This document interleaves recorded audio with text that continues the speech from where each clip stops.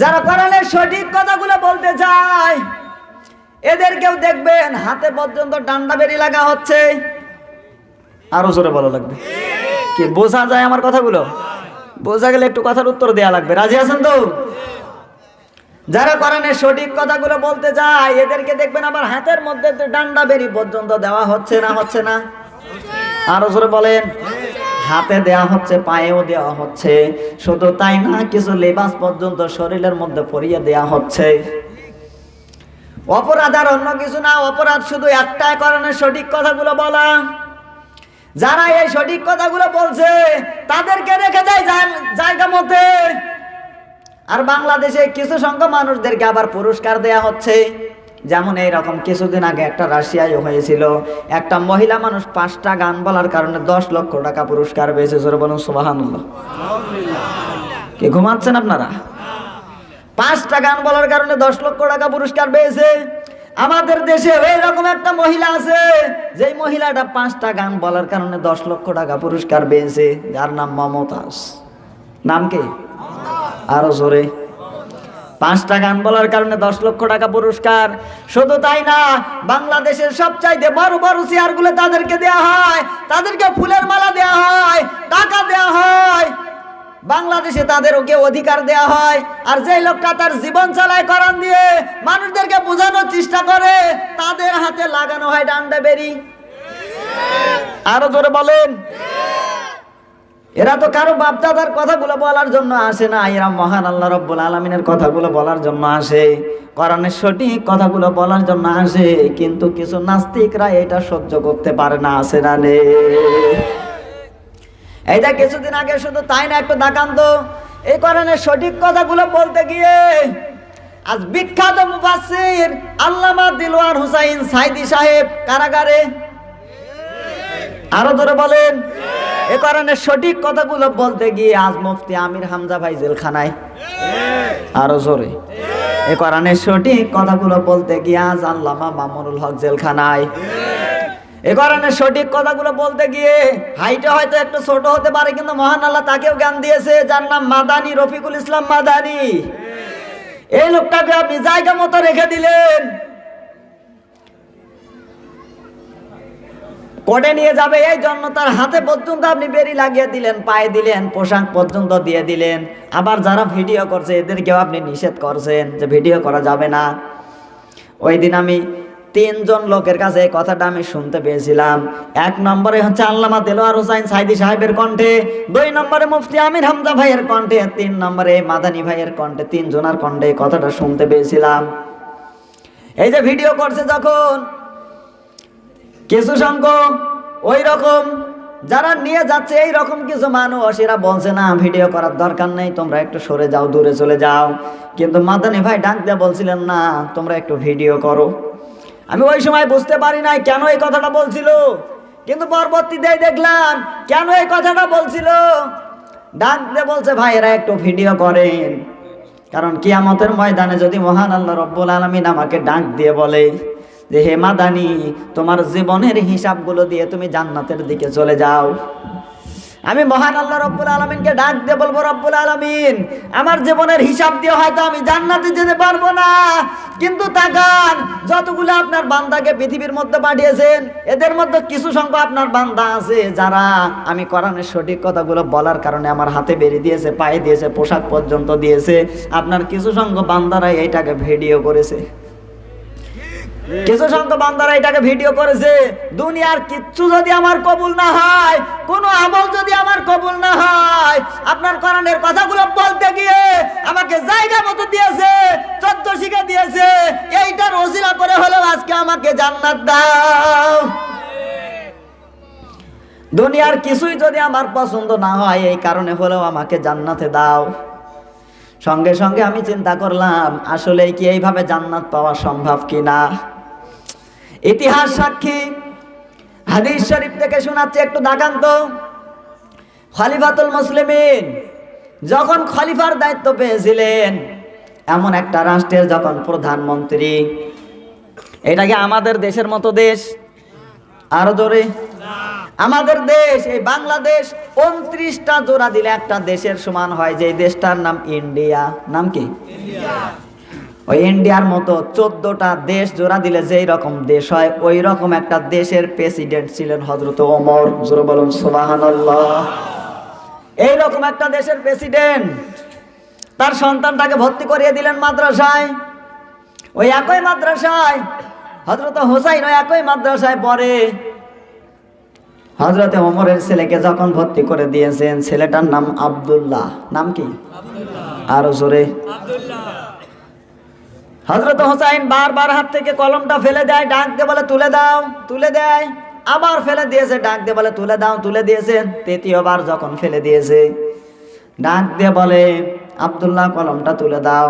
হযরতে আব্দুল্লাহ ডাক দিয়ে বলে হুসাইন, তুমি বারবার কলমটা ফেলে দাও আর আমাকে তুলে দিতে বলো, আমি কি তোমার চাকর নাকি গোলাম নাকি? সঙ্গে সঙ্গে হযরত হুসাইন ডাক দিয়ে বলে, তুমি তো শুধু গোলাম না, তুমি গোলামের ছেলে গোলাম। সুবহানাল্লাহ বলতে পারেন নাই? তুমি তো গোলামের ছেলে গোলাম। আপনি যদি একটা দেশের প্রেসিডেন্ট হন আর আপনার সন্তানটাকে যদি মাদ্রাসায় ভর্তি করিয়ে দেন, আপনার সন্তানটাকে যদি কেউ এইভাবে কথা বলে, আপনি মানবেন? আরো জোরে। আপনিও তো মানবেন না। এই কথাটা সহ্য করতে পারে নাই, দৌড় দিয়ে চলে গেছে বাবার কাছে। ডাক দিয়ে বলে, বাবা, হুসাইন আমাকে এই কথাটা বলেছে, যদি বিচার না করেন আমি আর এই মাদ্রাসায় পড়বো না। সঙ্গে সঙ্গে খলিফা ওমর ডাক দিয়ে বলে, সন্তান আমার, চিন্তা করো না, আজকে হুসাইনের বিচার করব না, তবে বিচার করব জুম্মাবারে। কোন বারে? আরো জোরে। জুম্মাবারে বিচার করব। ওই সময় হাজার হাজার মানুষ থাকবে মসজিদে, ওই জন্য জুম্মাবারে বিচার করব। জুম্মাবারে খুতবা অর্ধেক যখন হয়ে গেছে, ওই সময় খুতবাটা বন্ধ করে দিলেন। ডাক দিয়ে বলে, হুসাইন তুমি এসেছো? বলে, হ্যাঁ এসেছি। আমার সন্তানটাকে বলে গালি দিয়েছো? বলে, হ্যাঁ দিয়েছি। কেন দিলে? ডাক দিয়ে বলে, খলিফা বুকে হাত দিয়ে সত্য করে বলেন তো, আপনি আমার নানার গোলাম ছিলেন না? সুবহানাল্লাহ বলতে পারেন নাই? সত্য করে বলেন তো, আপনি আমার নানার গোলাম ছিলেন না? হযরত ওমরের জবানটা বন্ধ হয়ে গেছে। ডাক দিয়ে বলে, সন্তান আমার, বিচার হয়ে গেছে। হযরত হুসাইনকে ডাক দিয়ে বলে, হুসাইন তুমি এই মুহূর্তে যে কথাটা বললে আমি তোমার নানার গোলাম ছিলাম, এটাকে লিখিত দিতে পারবে? হযরত হুসাইন ডাক দিয়ে বলে, খলিফা খাতা কলম আনার ব্যবস্থা করো। একটা খেজুরের পাতা নিয়ে এসেছে, একটা পার্টি নিয়ে এসেছে। হযরত হুসাইন লিখে দিয়েছে যে রব্বুল আলামিন, এই ওমরকে আমি নিজে দেখেছি, এই ওমর আমার নানার গোলাম ছিল, স্বাক্ষর করে দিলাম ইতি হুসাইন ইবনে আলী। জোরে বলুন সুবহানাল্লাহ। হযরত ওমর ডাক দিয়ে বলে, সন্তান আমার, বিচার হয়ে গেছে। সন্তান ডাক দিয়ে বলে, বাবা বিচার তো শুরুই করলে না, হলো কিভাবে?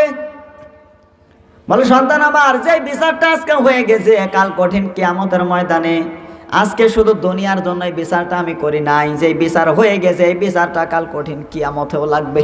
সুবহানাল্লাহ বলতে পারেন না? ডাক দিয়ে বলে, হে মুসল্লিরা, আমি যখন মারা যাব, আমার কবরটা যখন খনন করবেন, আমাকে যখন এই কবরের মধ্যে শোয়াবেন, ওই সময় এই খেজুরের পাতাটা, এই পাটিটাকে কবরের মধ্যে দিয়ে দিয়েন। মহান আল্লাহ রাব্বুল আলামিন যদি ডাক দিয়ে বলে, খলিফা ওমর তোমার জীবনের হিসাব দিয়ে জান্নাতের দিকে চলে যাও, আমি ওই দিন ডাক দিয়ে বলবো, রব্বুল আলামিন আমার জীবনের দিকে তাকালে হয়তো আপনার জান্নাতে দেওয়ার জন্য ইচ্ছা হবে না, ইচ্ছা করবে না, আমাকে জান্নাতে দেওয়ার মতো ইচ্ছা পোষণ আপনার করবে না, কিন্তু একটা কাজ, এটা এমন একটা কাজ হয়ে গেছে, আপনার নবীর নাতি সাক্ষী দিয়েছে, আপনার নবীর নাতি বলেছে যে আমি নবীর গোলাম ছিলাম, আমার জীবনে যদি অন্য কিছু আর কবুল না হয়, আপনার নবীর নাতি সাক্ষী দিয়েছে আমি নবীর গোলাম ছিলাম, এই গোলামের ওসিলা করে হলেও আমাকে জান্নাত দেন, এই গোলামের ওসিলা করে হলেও আমাকে জান্নাত দেন। সঙ্গে সঙ্গে আমার মনে পড়ে গেছে, ওই সময় একটা স্বাক্ষরের কারণে, একটা সাক্ষীর কারণে যদি ওই ওসিলা দিয়ে যদি হযরতে ওমর জান্নাতে যেতে পারে, আজও যারা কোরআনের সঠিক কথাগুলো বলছে আর যারা বাধা দিচ্ছে যে ভিডিও ফুটেজটা হয়ে যাচ্ছে, এইটাকেও সাক্ষী দিয়ে মহান আল্লাহ রাব্বুল আলামিন এদেরকে জান্নাতে নিয়ে যাবে। ওই সময় যদি তাকে জান্নাতি মেহমান হিসেবে না কবুল করতেন, হয়তো এখনো এটা হতো না। কিন্তু তখন যদি ওই সাক্ষীটাকে মহান আল্লাহ গ্রহণ করে থাকে, আজও যারা ডাইরেক্ট ইনডাইরেক্ট এই কাজগুলো করছেন, এদের বিরুদ্ধে এই যে ভিডিও ফুটেজটা মহান আল্লাহ রাব্বুল আলামিনের কাছে এটা সাক্ষী দিয়ে জান্নাতে নিয়ে যাবে না? আরো জোরে কে যাবে না? এটাকে সাক্ষী দিয়ে জান্নাতে নিয়ে যাবে। একটু তাকান তো। আর যখন আপনি এই সমস্ত কথাগুলো বলতে যাবেন, যেইভাবে কথাগুলো প্রথম থেকে শুরু থেকে এই পর্যন্ত যে কথাগুলো চলছিল, যখনই আপনি এই কথাগুলো বলতে যাবেন, কিছু সংখ্যক মানুষ আবার বলবে যে হুজুর এই সমস্ত কথা তো ছিল না। এরপরে দেখবেন কিছু মানুষ ভয় দেখানোর জন্য চেষ্টা করে। আল্লাহ রাব্বুল আলামিন বিশ্বনবী সাল্লাল্লাহু আলাইহি ওয়াসাল্লামকে ডাক দিয়ে বলে, হে নবী, কোরআন প্রচার করেন। বিশ্বনবী সাল্লাল্লাহু আলাইহি ওয়াসাল্লাম ডাক দিয়ে বলেন, রব্বুল আলামিন কিভাবে প্রচার করব একটু বলেন। আল্লাহ রাব্বুল আলামিন সঙ্গে সঙ্গে জানিয়ে দিলেন, ওয়ালা ইয়াতুনাকা বিমাসালিন ইল্লা জিনাকা বিল হক ওয়া আহসানা তাফসীরা। সূরা বলুন আল্লাহু আকবার।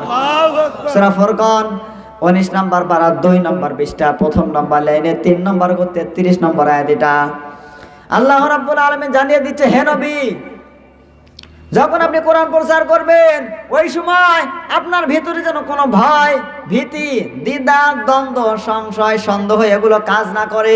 কারণ এই কিতাবটা আমি আল্লাহ রাব্বুল আলামিন বানিয়েছি মুমিনদের জন্য উপদেশ স্বরূপ। সুবহানাল্লাহ বলতে পারেন না? এই কিতাবটা আমি আল্লাহ রাব্বুল আলামিন বানিয়েছি মুমিনদের জন্য উপদেশ স্বরূপ। ডাক দিয়ে বলে, হে নবী, এই কোরআনের কথাগুলো যখন আপনি বলবেন, এই কোরআনের কথাগুলো যখন আপনি বলবেন, সেই 1500 বছর আগের কথাগুলো ওই সময়ে মিলিয়ে মিলিয়ে কথা বললে হবে না, বর্তমান সময়ের সঙ্গে মিলিয়ে মিলিয়ে কথা বলা লাগবে। সুবহানাল্লাহ বলতে পারেন না? বর্তমান সময়ের সঙ্গে মিলিয়ে মিলিয়ে কথা বলা লাগবে। কে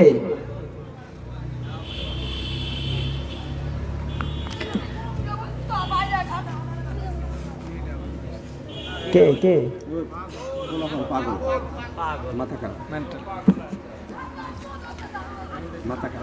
বর্তমান সময়ের সঙ্গে মিলিয়ে মিলিয়ে কথা বলা লাগবে।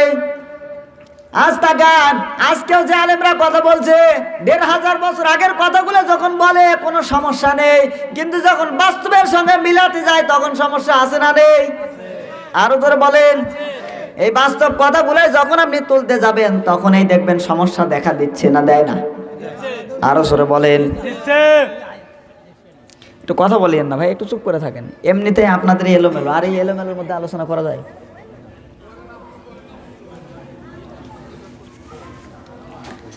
বিশ্বনবী সাল্লাল্লাহু আলাইহি সাল্লাম মহান আল্লাহ রাব্বুল আলামিনকে ডাক দিয়ে বলছে, রব্বুল আলামিন বুঝলাম, কিন্তু যখন এই কথাগুলো বলতে যাই তখনই তো বিপদ আসে না? আসে না? আরো ধরে বলেন। আল্লাহ রাব্বুল আলামিন ডাক দিয়ে বলে, হে নবী, আপনি চিন্তা করবেন না, মা আসাবা বিম মুসিবাতিন ইল্লা বিইذনিল্লাহ। জোরে বলেন আল্লাহু আকবার। হে নবী, আপনি চিন্তা করবেন না, কারণ বিপদ দেওয়ার মালিকও আমি আল্লাহ, আর এখান থেকে বাঁচানোর মালিক কে? আরো জোরে বলেন। বিপদ দেওয়ার মালিকও আমি আল্লাহ, আর বাঁচানোর মালিকও আল্লাহ। হে নবী, আপনি চিন্তা করবেন না। আপনি বলেন, যখন যেই রকম বিপদ আসবে, ওই বিপদ থেকে বাঁচি আমি আল্লাহ নিজে বাঁচাবো। সুবহানাল্লাহ বলতে পারেন নাই? এর বাস্তব প্রমাণ হাদিস শরীফ সাক্ষী। একটু দেখান তো, হাদিস শরীফ থেকে শোনাচ্ছি। হযরত ঈসা নবী আলাইহিস সালাম যেদিন পৃথিবীতে আসলেন, হযরত ঈসা নবী আলাইহিস সালামের বয়স মাত্র 1 মাস। কয় মাস? 1 মাস। আরো জোরে বলেন। 1 মাস। মাত্র 1 মাস। কিছু ইহুদিরা, খ্রিস্টানরা ডাক দিয়ে বলছে, ঈসা নবীর মা মরিয়মকে ডাক দিয়ে বলছে, মরিয়ম, তোমার তো স্বামী নেই, এই সন্তানটা আসলো কিভাবে? নিশ্চয়ই এই সন্তানটা অবৈধ সন্তান, তাছাড়া আসবে কিভাবে? সঙ্গে সঙ্গে সিজদায় পড়ে গেলেন, ডাক দিয়ে বলে, রব্বুল আলামিন, আমার তো স্বামী নেই, সন্তানটা দিলে কোন কারণে? এই সন্তানটা কোন কারণে দিলেন? আমার তো স্বামী নেই।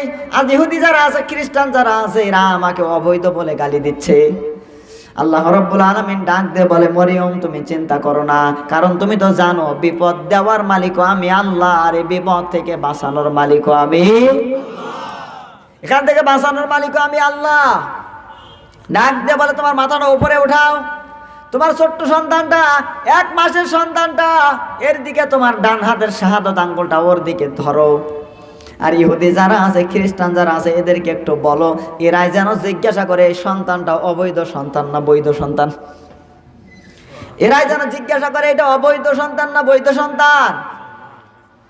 যারা বাবা হয়েছেন, যারা মা হয়েছেন, তাদেরকে বলছি আপনার সন্তানের বয়স 6 মাস, এই সন্তানটাকে যদি আপনি ডাক দিয়ে বলেন বাবা কথা বল, বলবে? আরো ধরে বলেন, এই সন্তানটাকে কথা বলতে বললে তো কথা বলবে না। কিন্তু মহান আল্লাহ রাব্বুল আলামিন ডাক দিয়ে বলে মরিয়ম চিন্তা করো না, তোমার যে 1 মাসের সন্তানটা, এই 1 মাসের সন্তানটাকে জিজ্ঞাসা করতে বলো, এই ছোট্ট সন্তানটা দোলনা থেকে উত্তর দিয়ে দেবে। জোরে বলুন সুবহানাল্লাহ। এই ছোট্ট সন্তানটা দোলনা থেকে উত্তর দিয়ে দেবে। হযরত মরিয়ম দাঁড়িয়ে গেলেন, ডান হাতের শাহাদাত আঙ্গুলটা সন্তানের দিকে করে ধরলেন। ইহুদি যারা আছে, খ্রিস্টান যারা আছে, এদেরকে ডাক দিয়ে বলছে ইহুদিরা খ্রিস্টানরা আমার সন্তানটাকে অবৈধ বলে গালি দিচ্ছ, আমার সন্তানটাকে জিজ্ঞাসা করো অবৈধ না বৈধ। ইহুদি খ্রিস্টানরা ডাক দিয়ে বলছে মরিয়ম তোমার কি মাথা পাগল হয়ে গেছে নাকি? এই 1 মাসের সন্তানে উত্তর দিবে কোন কায়দায়? এ তো উত্তর দিতে পারবে না। বলে না, জিজ্ঞাসা করেই দেখো এই সন্তানটাই উত্তর দেবে। জোরে বলুন সুবহানাল্লাহ। ডান হাতের শাহাদাত আঙ্গুলটা যখন ধরলেন, ইহুদিরা খ্রিস্টানরা ডাক দিয়ে বলছে হে ঈসা তোমার তো বাবা নেই, তুমি পৃথিবীতে আসলে কোন কায়দায়? নিশ্চয় তুমি অবৈধ সন্তান। সঙ্গে সঙ্গে ঈসা নবী আলাইহিস সালাম দোলনা থেকে উত্তর দিয়ে দিচ্ছেন ক্বালা ইন্নী আবদুল্লাহ আতানি আল কিতাবা ওয়া জাআলানি নাবিয়্যা ওয়া জাআলানি মুবারাকান আইনামা কুনতু ওয়া আওসানি বিস-সালাতি ওয়াজ-যাকাতি মা দুমতু হাইয়্যা। সূরা বলুন আল্লাহু আকবার। আল্লাহু আকবার। ডাক দিয়ে বলে ইহুদিরা খ্রিস্টানরা আমাকে অবৈধ বলে গালি দিও না, আমি অবৈধ না। ক্বালা ইন্নী আবদুল্লাহ, আমি আল্লাহর বান্দা। সুবহানাল্লাহ বলতে পারেন নাই? আমাকে অবৈধ বলে গালি দিও না, আমি আল্লাহর বান্দা। আতানিয়াল কিতাব, শুধু আল্লাহর বান্দা এই বলে শেষ না, আতানিয়াল কিতাব, মহান আল্লাহ রাব্বুল আলামিন আমাকে একটা কিতাবও দিয়েছে। জোরে বলুন সুবহানাল্লাহ। ওয়া জাআলানি নাবিয়্যা, এই জামানার নবী বানিয়ে মহান আল্লাহ আমাকে পাঠিয়েছেন। ওয়া আওসানি বিস-সালাতি ওয়াজ-যাকাত, আমি যেই জায়গায় থাকবো ওই জায়গাতে আমাকে 2টা দায়িত্ব পালন করা লাগবে, কারণ মহান আল্লাহ রাব্বুল আলামিন 2টা দায়িত্ব আমার উপরে ফরজ করে দিয়েছেন। জোরে বলুন সুবহানাল্লাহ। ওয়া আওসানি বিস-সালাতি, 1 নম্বরে আমি যেই জায়গায় থাকবো ওই জায়গায় নামাজের কথা বলা লাগবে, সালাতের কথা বলা লাগবে। কথা কার? আল্লাহ। আরো জোরে বলেন ওয়া আওসানি বিস-সালাতি ওয়াজ-যাকাতি, 2 নম্বরে যেই জায়গায় আমি থাকবো ওই জায়গায় যাকাতের কথাগুলো বলা লাগবে, ওই জায়গায় যাকাতের কথাগুলো বলা লাগবে। দায়িত্ব মহান আল্লাহ আমাকে দিয়েছে, এমনিতেই পাঠাই নাই। শিক্ষার জন্য বলছিলাম যে বিপদ দিয়েছিল কে? আল্লাহ। আরো ধরে বলেন আল্লাহ। বিপদ দিয়েছে আমার আল্লাহ, আর এই বিপদ থেকে বাঁচিয়েছে কে? আল্লাহ। আরো জোরে বলেন আল্লাহ। এই বিপদ থেকে বাঁচিয়েছে আমার আল্লাহ। শুধু একটা না, হাজার হাজার সাক্ষী আছে। একটু তাকান তো, হাদিস শরীফ থেকে শোনাচ্ছি। ঈসা নবী আলাইহিস সালাম যখন বড় হয়ে গেছে, কিছু ইহুদিরা খ্রিস্টানরা ডাক দিয়ে বলে হে ঈসা আমরা তোমাকে নবী বলে মানি না। নবী বলে মানব তখন এই যে একটা কবরস্থান দেখা যাচ্ছে, এই কবরস্থান থেকে একটা মৃত মানুষকে যদি জীবিত করে দেখাতে পারো তখন বুঝবো যে তুমি একজন নবী। সুবহানাল্লাহ বলতে পারো না? এখান থেকে যদি একজন মৃত মানুষকে জীবিত করে দেখাতে পারো তাহলে বোঝা যাবে যে তুমি নবী। ঈসা নবী আলাইহিস সালাম মহান আল্লাহ রাব্বুল আলামিনকে ডাক দিয়ে বলে রব্বুল আলামিন একটা মৃত মানুষকে তো জীবিত করা আমার পক্ষে সম্ভব না, আর এই কবর থেকে একজন মৃত মানুষকে জীবিত করে দেখা লাগবে, এটা আরো সম্ভব না, এটা তো আমার পক্ষে সম্ভব না। আল্লাহ রাব্বুল আলামিন ডাক দিয়ে বলে হে নবী আপনি চিন্তা করেন কেন? ঈসা নবী আলাইহিস সালামকে ডাক দিয়ে বলে হে নবী চিন্তা করেন কেন? কবরের দিকে তাকান, ডান হাতের শাহাদাত আঙ্গুলটা কবরের দিকে দেন, এই কবরকে জিজ্ঞাসা করেন, কবরকে বলেন যে মহান আল্লাহ রব্বুল আলামিনের পক্ষ থেকে হুকুম এসেছে, কবরে যেই থাকুক না কেন জিন্দা হয়ে যাও। সুবহানাল্লাহ বলতে পারেন না? সঙ্গে সঙ্গে ঈসা নবী আলাইহিস সালাম ডাক দিয়ে বলে, কবর তোর মধ্যে যেই থাকুক না কেন আল্লাহর হুকুমে জিন্দা হয়ে যাও। সঙ্গে সঙ্গে একজন লোক দাঁড়িয়ে গেছে, কবর থেকে বের হয়েছে, দাঁড়িয়ে গেছে। শুধু দাঁড়ানোই না, ঈসা নবী আলাইহিস সালামকে সঙ্গে সঙ্গে সালাম দিয়েছে, আসসালামু আলাইকুম ওয়া রাহমাতুল্লাহ, হে আমার চাচা কেমন আছেন? সুবহানাল্লাহ বলতে পারেন না? ঈসা নবী আলাইহিস সালাম চিন্তা করলেন যে আল্লাহর হুকুমে জিন্দা হওয়ার কথা বললাম, ঠিক আছে, জীবিত হয়েছে, ঠিক আছে, বুঝলাম, কিন্তু আমাকে চাচা বলে সম্বোধন করলো কেন? চাচা বলে সম্বোধন করলো কেন? হযরত ঈসা নবী আলাইহিস সালাম ডাকতে বলে, তুমি কে? তোমাকে তো আল্লাহর হুকুমে জিন্দা হওয়ার কথা বলেছে, কিন্তু আমাকে চাচা বললে কোন কারণে? ডাকতে বলে, হে আমার চাচা, এই কারণে বলেছিলাম, কিন্তু আমার বাবা, আমার নাম হচ্ছে শামস, আর আমার বাবার নাম হচ্ছে নূহ আলাইহিস সালাম। আমি এই কথাটাও শুনতে পেয়েছি, একজন নবী আরেকজন নবীর ভাই। কি? আরো জোরে। একজন নবী আরেকজন নবীর ভাই। আমার বাবা আমাকে এই কথাটা একদিন বলেছিল যে শামস, আমার ভাই যখন পৃথিবীতে আসবে, অনেক ইহুদি থাকবে, অনেক খ্রিস্টান থাকবে, তারা তাকে নবী বলে মানবে না। এই নবী প্রমাণ দেওয়ার জন্য হয়তো একদিন তোমাকে কবর থেকে উঠা লাগতে পারে। সুবহানাল্লাহ বলতে পারেন নাই? এই নবী প্রমাণ দেওয়ার জন্য হয়তো তোমাকে কবর থেকে একদিন উঠা লাগতে পারে। আর যদি প্রমাণ দেওয়ার জন্য তুমি উঠে যাও, দাঁড়িয়ে যাও, আমার পক্ষ থেকে আমার ভাইয়ের কাছে আমার সালামটা পৌঁছিয়ে দিও। জোরে বলুন সুবহানাল্লাহ। এই জন্য যখন প্রমাণ দেওয়ার জন্য আমাকে উঠা লেগেছে, আমি সালাম দিলাম। আমার বাবার পক্ষ থেকেও সালামটা পৌঁছিয়ে দিয়েছি। শুধু তাই না, আমার বাবার ভাই আপনি, এই কারণে আপনাকে চাচা বলে সম্বোধন করেছি। সুবহানাল্লাহ বলতে পারেন নাই? ঈসা নবী আলাইহিস সালাম ডাক দিয়ে বলে, শামস বুঝলাম, কিন্তু আমার কাছে তো ইনজিল কিতাব আছে। এই ইনজিল কিতাবের মধ্যে স্পষ্ট ভাবে লেখা আছে, ওই জামানায় যারা ছিল, আমার ভাইয়ের জামানায় যারা ছিল, তাদের দাড়িও পাকতো না, চুলও, তাদের দাড়িও পাকতো না, চুলও পাকতো না। তাহলে তোমার দাড়ি চুল পাকা কোন কায়দায়? তোমার সাথে তো কোনো মিল নেই। ডাক দিয়ে বলে, আমিও জানি, যখন আমার মৃত্যুর সময়টা এসে গেছে, ওই সময় হযরত আজরাইল যখন আমার সামনে দিয়ে চলাফেরা করছিল, আমার রূহটা বের করার জন্য যখন দৌড় দিচ্ছিল, যখন চলাফেরা করছিল, ওই সময় আমার ভয় লেগেছিল। ওই সময় আমার ভয় লেগেছিল, চিন্তা হচ্ছিল। এখন একটু তাকান, আজ যারা বেশি টেনশন করে, যারা চিন্তা করে, যারা বেশি ভয় করে, এদের দেখবেন ছোটবেলায় চুল পেকে যাচ্ছে। ঠিক। আরো জোরে বলেন। এদেরকে আপনি দেখতে পাবেন যে ছোটবেলায় এদেরকে চুল পেকে যাচ্ছে। ডাক দিয়ে বলে, হ্যাঁ আমার চাচা, ওই সময় আমি ভয় পেয়েছিলাম হযরত আজরাইলকে দেখে, টেনশনে পড়েছিলাম, ওই জন্য এমন ভয় পেয়েছিলাম, ওই জন্য একসাথে আমার চুলগুলো, দাড়িগুলো সবগুলো পেকে গেছে। শুধু তাই না, আজ 650 বছর হয়ে গেল আমি আজকে এই কবরের মধ্যে। 650 বছর হয়ে গেল এই কবরের মধ্যে আমি শুয়ে আছি। আজ পর্যন্ত আমার শরীরের ব্যথা কমে নাই। যেদিন আমার রূহটা বের করে নিয়ে গেছে, ওই ব্যথা আজ পর্যন্ত আমার শরীর থেকে যায় নাই। একটু তাকান তো, বিপদ দিয়েছিল কে? আল্লাহ। আরো জোরে। আল্লাহ। বাঁচিয়েছে কে? আল্লাহ। আজ আমাদেরকে এটা স্মরণ করা লাগবে, কারণ হয়তো আপনি মনে করেছেন যা আপনার সামনে আসছে ওইটাই আপনি করে যাচ্ছেন, কিন্তু কিয়ামতের হিসাব দেওয়া লাগবে, বিশ্বাসটা আপনার থাকা লাগবে। আপনি মনে করছেন যে যা করার আমি এখন করছি, পরবর্তীতে যা হয় হবে, এমন? আরো জোরে বলেন। এই যে গত একদিন আগে যে 14 ফেব্রুয়ারি চলে গেল, কত? আরো জোরে বলে। এই যে বেহায়া দিবসটা যে চলে গেল, একটু তাকান তো, এই যে দিবসটাতে একটা জেলাতে ধরা পড়ে, যে পুলিশ প্রশাসন ভাইদেরকে আমি ধন্যবাদ জানাই এই কারণে, কারণ ওই জায়গায় এমন একটা পার্ক, বগুড়া জেলায়, কোন জেলায়? আরো জোরে।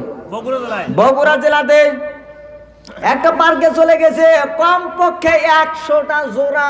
কয়টা? আরো জোরে। প্রেমিক আর প্রেমিকা, কমপক্ষে 100টা জোড়া হয়েছে। শুধু ঢুকতে দিয়েছে, কিন্তু পুলিশের আর বের হতে দেয় নাই। ওরা সাইডে ছিল, কিন্তু আর বের হতে দেয় নাই। সবগুলোকে এক জায়গায় ধরে ফেলেছে। আপনি ইউটিউবে সার্চ দেন, এখনো দেখতে পাবেন। সবগুলোকে ধরে ফেলেছে। সাংবাদিক ওই জায়গায় আছে, পুলিশেরা মাইক দিয়ে বলে দিচ্ছে, তোমরা যারা এই জায়গায় এসেছো, কার বাবু, কার ছেলে, কার মেয়ে আমি জানি না, তোমাদের যাদের বাবা আছে সবার বাবার কাছে ফোন লাগাও, সবার বাবার কাছে ফোন লাগাও, তাদেরকে নিয়ে আসো, তোমাদের বাবার হাতে আমি তোমাদেরকে তুলে দেব, এবং তাদেরকে আমি তাদের একটা জরিমানা পর্যন্ত ধরবো, জরিমানা ধরবো একটা, যে এইটা দেয়া লাগবে। ছেলে মেয়েকে কোন কায়দায় ছেড়ে দিয়েছেন, কেন ছেড়ে দিয়েছিলেন, এটা দেয়া লাগবে। আর যদি কেউ বাবার কাছে ফোন না দেন, তাহলে আমি আমার ইচ্ছা মতো রায় দিয়ে দেব, ইচ্ছা মতো তোমাদেরকে জেলখানায় রেখে দেব। সুবহানাল্লাহ বলতে পারেন নাই? এইরকম পুলিশ তো ঘরে ঘরে, নাকি আছে? নেই। এখন এমন ইমানদার হয়ে গেছে, বলে যে আমি আর ইমান আছে, সব কিছু আমার আছে, কিন্তু ইমানের যখন প্রমাণ দিতে যায় তখনই ফেল করছে। আছে না নেই? যখন ইমানের প্রমাণ দিতে যাচ্ছে, যখন কোরআনের সঠিক কথাগুলো হচ্ছে, এই সময়ে যদি আপনি বলেন না এটা চলবে না, এইটা চলতে দেয়া যাবে না, তাহলে আপনার ইমান আছে, এটা তো কুকুরও বিশ্বাস করবে না। কি করবে? আরো জোরে বলেন। তবে ওই জায়গায় যে এটা হচ্ছিল, আল্লাহ রাব্বুল আলামিন যেন ওই পুলিশ ভাইদেরকেও জান্নাতি মেহমান হিসেবে কবুল করেন। জোরে বলুন আমিন। কারণ বাংলাদেশে এমন কায়দায় এটা হচ্ছে। উপন্যাসে দেখলাম একটা মেয়ে মাকে ডাক দিয়ে বলছে, মা, এই ফেব্রুয়ারির 2 দিন 3 দিন আগে ডাক দিয়ে বলছে, মা, আমার একটা ইম্পর্টেন্ট ক্লাস আছে, যেই ক্লাসটা আবার অন্য কোনো দিনে না, এই ভ্যালেন্টাইন্স ডে, তার মানে 14 ফেব্রুয়ারি বেহায়া দিবসে। 1 দিন 2 দিন যখন চলে গেছে, যেই দিন এই দিনটা সকালবেলা এসেছে, মাকে ডাক দিয়ে বলছে, মা, আজকে আমার ওই ক্লাসটা আছে। মা ডাক দিয়ে বলছে, যাওয়ার দরকার নেই। কেন? তোকে আর এটা বলতে পারবো না। বলে, বলেন কোন কারণে যেতে পারবো না? বলে, এই ডেতে এই ইম্পর্টেন্ট ক্লাস করতে গিয়ে আজ তুই পৃথিবীতে এসেছিস। নাউজুবিল্লাহ বলতে পারেন নাই? এই ইম্পর্টেন্ট ক্লাসটা করতে গিয়ে আজ তুই পৃথিবীতে, আবার আমি আজকে তোকে পাঠিয়ে দে, তুই একটা ইম্পর্টেন্ট ক্লাস করে আবার জানি পৃথিবীতে কেউ না আসে। আজ আমাদের দেশে কিন্তু এইটাই চলছে। কে ঘুমাচ্ছেন আপনারা? আমার কথা মনে হয় আপনারা বোঝেন না। আর ভাই আরেকটা কথা কি, যখন সামনের মানুষজন থাকে তখন আলোচনা করে শান্তি হয়, নতুন নতুন জিনিস বের হয়। কিন্তু এইরকম কায়দায় তো আর নতুন আলোচনা ওইভাবে করা যায় না। কারণ আমি যে আয়াতটা তিলাওয়াত করেছিলাম, এর ভেতরে যে শিক্ষাগুলো আছে, এই যে 14 ফেব্রুয়ারিটা গেল, পুরো আয়াতের সঙ্গে মিলে যাচ্ছে। আর এইভাবে তো আলোচনাও করা যাবে না। আর যখন আপনারা চলে যাচ্ছেন, মা বোনদের জন্য 2-1টা কথা বলে মনোযোগ করে দেবেন ইনশাআল্লাহ। কারণ আমার মা বোনদের এখন ধৈর্যটা একটু কম। এরপরেও মা বোনদের জন্য বলি, হাদিস শরীফ থেকে শোনাচ্ছি, মা বোনরা এখন গীবত চালায় বেশি না কম? বলেন বলেন। মা বোনরা এখন গীবত চালাচ্ছে বেশি। বিশ্বনবী সাল্লাল্লাহু আলাইহি সাল্লাম হাদিস শরীফে জানিয়েছেন, কোন মেয়েদের ভেতরে যদি 5টা বদঅভ্যাস থাকে, ওই মেয়েটা জাহান্নামে যাবে। কোথায় যাবে? জাহান্নামে। আরো জোরে বলেন। জাহান্নামে। 5টা বদঅভ্যাস যাদের মধ্যে থাকবে, ওই মেয়েটা যাবে কোথায়? জাহান্নামে। আরো জোরে। জাহান্নামে। জাহান্নামে। তার মধ্যে 1 নম্বরে যে মেয়েরা মাথার চুল বের করে চলাফেরা করবে। কি বের করে? চুল। আমাদের দেশে তো নেই। আছে। বলেন বলেন। আছে। আছে। 2 নম্বরে কিছু সংখ্যক মেয়েদেরকে দেখা যাবে, তারা নিজের শরীরের কিছু অংশ বের করবে, অঙ্গ ভঙ্গি দিয়ে মানুষদেরকে খুশি করার জন্য চেষ্টা করবে। এইটা মনে হয় আমাদের দেশে নেই। বলেন বলেন। আছে। 3 নম্বরে স্বামী যেটা করতে বলবে, যে এইটা কর ওইটা কর, ওরা এইটা করবে। বলে, না, তোমার কায়দায় চলা লাগবে, যা আমার ইচ্ছা হচ্ছে আমি ওই কায়দায় চল। 4 নম্বরটা বলার দরকার নেই। বিশ্বনবী সাল্লাল্লাহু আলাইহি সাল্লাম জানিয়েছেন, এমন কিছু মেয়েদের স্বভাব থাকবে, যে মেয়েরা ঘরের ভেতরে তার নিজের স্বামীকে ধরেও মারবে। এটা মনে হয় নেই? মার খেয়েছেন কি? হাত উঠান তো। নেই না ভাই, আপনি যদি মায়ের খেতে পারেন। 5 নম্বরে বিশ্বনবী সাল্লাল্লাহু আলাইহি সাল্লাম জানিয়েছেন, স্বামী যেটা পছন্দ করবে এই পছন্দের কোনো গুরুত্ব দেবে? এই পছন্দের কোনো গুরুত্ব দেবে? এই 5টা স্বভাবের মেয়ে আমাদের দেশে আছে না নেই? আরো জোরে বলেন। মা বোন যারা এসেছেন আপনাদেরকে বলছি, যাদের ভেতরে এই 5টা স্বভাব আছে তাড়াতাড়ি করে ছেড়ে দেওয়া লাগবে। যদি আপনি এটা ছেড়ে না দেন জাহান্নামে দেবে কে? আরো জোরে বলেন। মহান আল্লাহ রাব্বুল আলামিন নিজে দায়িত্ব নিয়ে আপনাকে জাহান্নামে দেবে।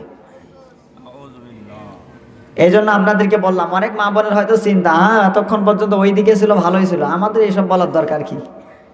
মিসকাত শরীফের হাদিস, বিশ্বনবী সাল্লাল্লাহু আলাইহি সাল্লাম জানিয়েছেন, কোন মেয়েদের ভেতরে যদি 2টা গুণ থাকে ওই মেয়েটা জান্নাতে যাবে। সুবহানাল্লাহ বলতে পারেন নাই? 1 নম্বরে ফরজ পর্দা করা লাগবে, 2 নম্বরে স্বামীর হক আদায় করা লাগবে। এই 2টা কাজ যদি আপনি করতে পারেন জান্নাত দেবে কে? আল্লাহ। আরো জোরে বলুন। আল্লাহ। সিস্টেম অপর পৃষ্ঠার হাদিস, বিশ্বনবী সাল্লাল্লাহু আলাইহি সাল্লাম জানিয়েছেন, কোন মেয়েদের ভেতরে যদি 3টা বদঅভ্যাস থাকে ওই মেয়েটাও জাহান্নামে যাবে। তার মধ্যে 1 নম্বরে যদি স্বামীর হক আদায় না করে, 2 নম্বরে ফরজ পর্দা না করে, 3 নম্বরে যদি গীবত চালায়। এই 3 নম্বরটা নেই? আছে।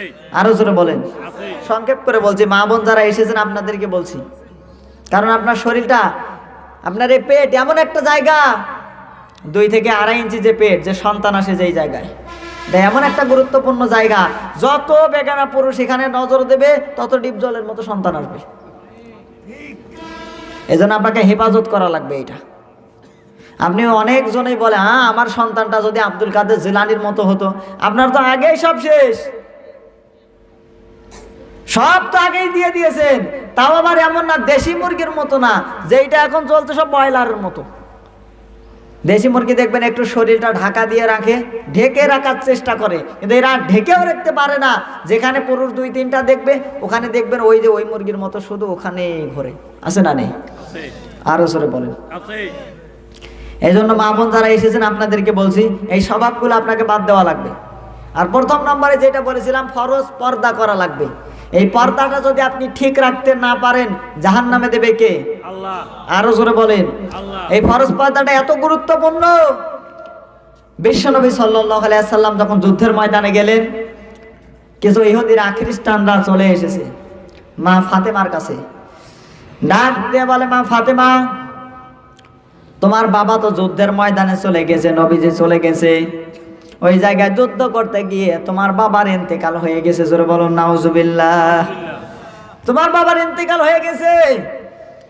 সঙ্গে সঙ্গে মা ফাতেমা রাদিয়াল্লাহু তাআলা আনহা দৌড় দিয়ে চলে গেলেন যুদ্ধের ময়দানে। যে এর সঙ্গে সঙ্গে তাকিয়ে দেখে, যুদ্ধের ময়দানের দিকে তাকিয়ে দেখে বিশ্বনবী সাল্লাল্লাহু আলাইহি সাল্লাম দাঁড়িয়ে আছে। জোরে বলুন সুবহানাল্লাহ।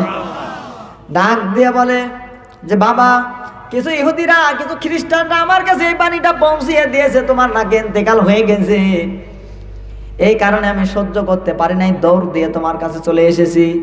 বিশ্বনবী সাল্লাল্লাহু আলাইহি সাল্লাম ডাক দিয়ে বলে, মা ফাতেমা, বুঝলাম, কিন্তু যখন দৌড় দিয়েছিলে ওই সময় তোমার শরীরের মধ্যে যে পোশাকটা ছিল, এই পোশাকের মধ্যে একটা ছিদ্র ছিল, একটা টেরা ছিল। এইটা দিয়ে দুনিয়ার কোনো মানুষ তোমার শরীরটাকে দেখতে পেয়েছে কিনা? সঙ্গে সঙ্গে মা ফাতেমা ডাক দিয়ে বলে, বাবা, যখন আমি দৌড় দিয়েছিলাম আমার এই শরীরের মধ্যে যে পোশাকটা ছিল, এর মধ্যে যে ছিদ্রটা ছিল, এই ছিদ্রটাকে আমি হাতের মুঠোয় করে চেপে ধরে রেখে দিয়েছিলাম। সুবহানাল্লাহ বলতে পারেন নাই? এটাকে চেপে ধরে রেখে দিয়েছিলাম। বিশ্বনবী সাল্লাল্লাহু আলাইহি সাল্লাম ডাক দিয়ে বলে, মা ফাতেমা, এই যে ছিদ্রটা, এই ছিদ্রটা দিয়ে দুনিয়ার কোনো মানুষ যদি তোমার শরীরটাকে দেখতে পেত, আর ওই অবস্থায় যদি তোমার ইন্তেকাল হয়ে যেত, আমি বাবা বলছি, তুমি মারা গেলে তোমার জন্য শাফায়াত করতাম না। তুমি মারা গেলে তোমার জন্য শাফায়াত করতাম না। এই কারণে এই কথাটা বললাম, শিক্ষার জন্য বলছি। মা বোন যারা এসেছেন তাদেরকে বলছি, শুধু ফরজ পর্দাটা ঠিক না থাকার কারণে, একটা ছিদ্রের কারণে মহান আল্লাহ রাব্বুল আলামিন যদি ওই মেয়েটাকেও জাহান্নামে দেয়, বিশ্বনবী সাল্লাল্লাহু আলাইহি সাল্লাম বাবা হয়ে যদি মেয়ের জন্য শাফায়াত না করে, আমাদের যে সাধারণ মা বোনেরা আছে তাদের জন্য করবে না? আরো জোরে বলেন না। বাবা হয়ে মেয়ের জন্য করছে না, আর আপনি কোন কায়দায় বসে আছেন যে না আমার জন্য শাফায়াত করবে? সম্ভব? আরো জোরে। আবার কিছু সংখ্যক পীরদের ধারণা, কিছু সংখ্যক মানুষদের ধারণা যে কেউ যদি আমাকে জান্নাতে নিয়ে যেতে না পারে, আমার পীর আছে। কি বলে না যে আমার যে পীর আছে, পীর আমাকে জান্নাতে নিয়ে যাবে। কিভাবে? হাসরের ময়দানে যখন বিচার হয়ে যাবে, একটা নৌকা নিয়ে আসবে, ওই জায়গায় দাঁড়িয়ে থাকবে, আর আমি নৌকায় চড়বো আর জান্নাতের দিকে যাবো। জোরে বলুন নাউজুবিল্লাহ। তাফসিরে মাযহারি আল্লামা সানাউল্লাহ পানিপতি রহমাতুল্লাহ আলাইহি লিখেছেন, ইবনে মাসউদ রাদিয়াল্লাহু তাআলা আনহুর বর্ণনায় এই জায়গায় দুইটা ব্যাখ্যা আছে। এক নম্বরে, এই যে ময়দানটা, কিয়ামতের ময়দানটা, এই ময়দানটা হবে তামার ময়দান। কিসের? তামার। আরো জোরে। তামার। এই ময়দানটা হবে তামার ময়দান। আর আপনার যে ভুল ধারণাটা যে আপনার পীর আসবে এই জায়গায় নৌকো নিয়ে, এখানে তো পানি নেই, এখানে তো পানি নেই। এখানে যদি তামা থাকে আর এখানে যদি নৌকা নিয়ে আসে, নৌকা চলবে না? আরো জোরে। না, নৌকা তো চলবে না। আপনার পীর আপনাকে যেইটা বুঝিয়েছে, আপনার পীর একটা ভণ্ড, আর আপনি বুঝতে পারেন নাই, আপনার কমন সেন্সে কাজ করে নাই, এই জন্য আপনি পাগল। আপনাকে বুঝিয়েছে ও ভণ্ড, আর আপনি ওই বুঝেছেন, বুঝতে পারেন নাই, আপনি পাগল। আপনি তাকান তো, যেই কাজটাই করেন না কেন আপনি দেখবেন ওই কাজটা আমার আল্লাহ এবং রাসূলের জন্য। যেই লোকটাকে আপনি অনুসরণ করছেন, ওই লোকটা আল্লাহ এবং রাসূলকে অনুসরণ করে কিনা। যাকে আপনি নেতা মানছেন, সেই নেতা আল্লাহ এবং রাসূলকে মানছে না। আপনাকে দেখা লাগবে, কারণ কিয়ামতের ময়দানে তো আল্লাহ আপনাকে একা ডাকবে না। ইয়াওমা নাদউ, সেদিন আমি আল্লাহ তোমাদেরকে ডাকবো, কুল্লা উনাসিম বিইমামিহিম, প্রত্যেকটা মানুষকে তার নেতার সাথে। ওই দিন যদি আপনার নেতা হয় ডালখোর, জান্নাতে যাওয়া যাবে না? আরো জোরে বলেন না, জান্নাতে যেতে পারবেন না। এমন নেতা নির্বাচন করা লাগবে যে নেতা হলে আপনি জান্নাতে যেতে পারবেন। এমন কিছু নেতার পেছনে স্লোগান দেওয়া লাগবে যে নেতা আল্লাহ এবং রাসূলকে মানে। জোরে বলুন সুবহানাল্লাহ। এই একই কথাটা বলতে গিয়ে আজ হাজারো আলেম যারা জেলখানায় আছে না নেই? আরো জোরে বলেন। আছে। এই কথাটা বলতে গিয়ে আজ অনেক জনেই জায়গা মতো যে আছে, আর অন্য কোনো অপরাধ নেই। অপরাধ শুধু এইটুকুই। আর এইভাবে তো আলোচনা করা যায় না। ভাই আপনাকে উঠবেন না? কালেকশন হয়ে গেছে। হ্যাঁ, কালেকশন।